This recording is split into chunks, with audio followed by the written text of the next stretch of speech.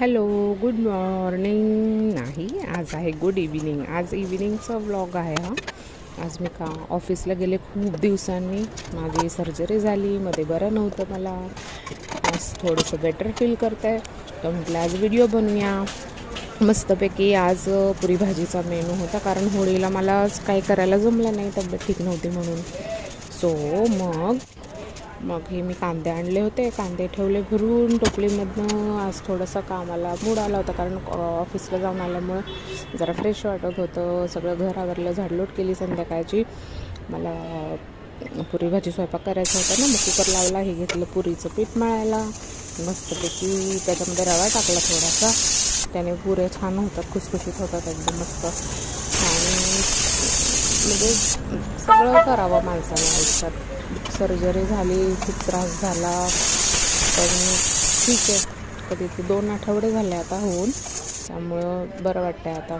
मग संध्याकाळची पूजा करायची होती, देवपूजा केली, शुभंकरोती केली, दिवा लावला देवाला आणि स्वयंपाक करायला घेतला पुढचाच. डेली ब्लॉग शूट करणं खूप अवघड जातं. इतक्या दिवसात तर मला इच्छा पण होत नव्हती करायची, कारण खूप त्रास झाला.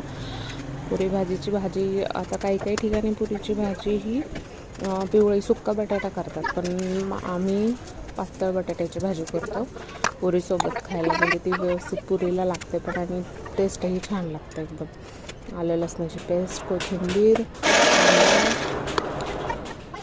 आणि सर्जरी माझी कशाची झाली तर फिस्टुलाची सर्जरी झाली होती माझी. खूप त्रास झाला मला मागचे 3-4 महिने, त्यामुळं फायनल डिसिजन घेऊन मी ते केली. बटाटा वगैरे उकडून सोलून घेतले होते.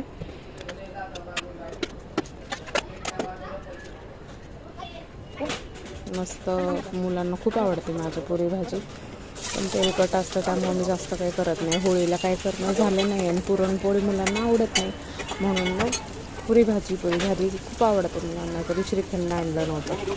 आणि अशा प्रकारे मस्त संध्याकाळचा मेनू झाला होता. पुरी, बटाट्याची भाजी, सॅलेड, पापड.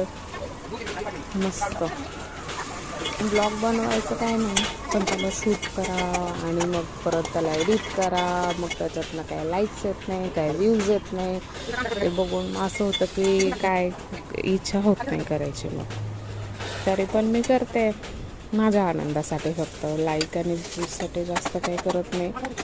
आले तर चांगलीच गोष्ट आहे, अजून उत्साह येईल, अजून इच्छा होईल करायची काहीतरी वेगळं. जसं की म्हटलं, आयुष्यात वेगळं केलं पाहिजे सगळ्यांनी, आहे की नाही. स्वतःला चांगलं वाटण्यासाठी काहीतरी करावं.